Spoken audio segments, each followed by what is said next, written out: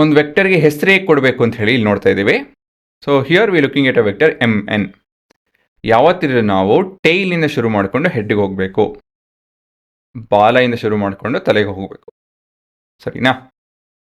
Small letter ಉಪಯೋಗಿಸ್ಬೇಕು ಅಂತ ಹೇಳಿದ್ರೆ ನಾವು ಸಿಂಗಲ್ ಲೆಟರ್ ಸ್ಮಾಲ್ ಲೆಟರ್ ಉಪಯೋಗಿಸ್ಬೇಕು ಅಂತ ಹೇಳಿದ್ರೆ ಎ ವೆಕ್ಟರ್. ಸೊ ಇದನ್ನು ನಾವು ವೆಕ್ಟರ್ ಎ ಅಂತ ಓದ್ತೀವಿ. This is vector MN. ಆಯಿತಾ? ಇದನ್ನು ನಾವು ವೆಕ್ಟರ್ ಏನಂತ ಓದಬೇಕು? AB ಅಂತ ಓದಬೇಕು. ಈ ಆ್ಯರೋ ಮೇಲಿರೋ ಅಂಥ ಆ್ಯರೋ, ತಲೆ ಮೇಲಿರೋ ಅಂಥ ಆ್ಯರೋ, ಆ ಆ್ಯರೋ ಮತ್ತು ಈ ಆ್ಯರೋ ಸಂಬಂಧ ಇಲ್ಲ, ಸರಿನಾ? So this is just a representation. ಮೇಲ್ಗಡೆ ಇರೋವಂಥ ಆ್ಯರೋ ವಿಲ್ ನಾಟ್ ರೆಪ್ರೆಸೆಂಟ್ ಯಾವ ದಿಕ್ಕಲ್ಲಿದೆ ವೆಕ್ಟರು, ಏನು ಕತೆ ಅವೆಲ್ಲ ಹೇಳೋದು. ಅದು ಜಸ್ಟ್ ಅ ನೇಮಿಂಗ್ ಕನ್ವೆನ್ಷನ್ ಅಷ್ಟೇ.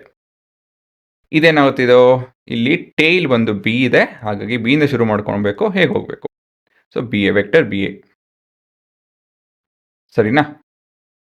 Next, representing graphically A displacement of 40 kilometre 30 degree east of north. So ಮೊದಲನೇದಾಗಿ ಈಸ್ಟ್ ಆಫ್ ನಾರ್ತ್ ಅಂತ ಹೇಳಿದ್ರೆ ಸ್ಟಾರ್ಟ್ ವಿತ್ ನಾರ್ದರ್ನ್ ಡೈರೆಕ್ಷನ್. ಇಲ್ಲಿಂದ 30 ಡಿಗ್ರಿ ತಿರ್ಕೊಬೇಕು ನಾವು. ಸೊ ಅರೌಂಡ್ ದಿಸ್ ಮಚ್, ಸರಿನಾ?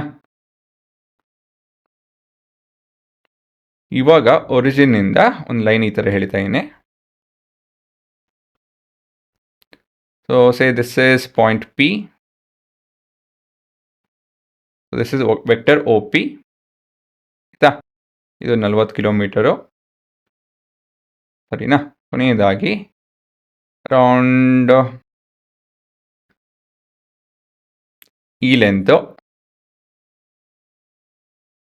around this length we have it to be 10 kilometers. 10 kilometers, ಸರಿನಾ? So ಹಾಂ, so ಈ ಭಾಗ 1 2 3 4 ಅಲ್ವಾ? ಅಪ್ರಾಕ್ಸಿಮೇಟಾಗಿ ಇಷ್ಟು ಈ ಲೆಂತ್ ಬಂದು 10 kilometres, thus making this as 40 kilometres. ಮತ್ತು ಯಾವ ದಿಕ್ಕಲ್ಲಿದೆ ಇದು? 30 degree east of north. East of north ಅಂದರೆ ನಾರ್ತಿಂದ ಶುರು ಮಾಡಿಕೊಂಡು 30 ಡಿಗ್ರಿ ತಿರ್ಕೊಬೇಕು ಈಸ್ಟಿಗೆ ಅಂತ ಹೇಳಿ ಲೆಕ್ಕ, ಸರಿನಾ? So this is vector OP. ಆಯಿತಾ? So vector OP is 30 degree east of north.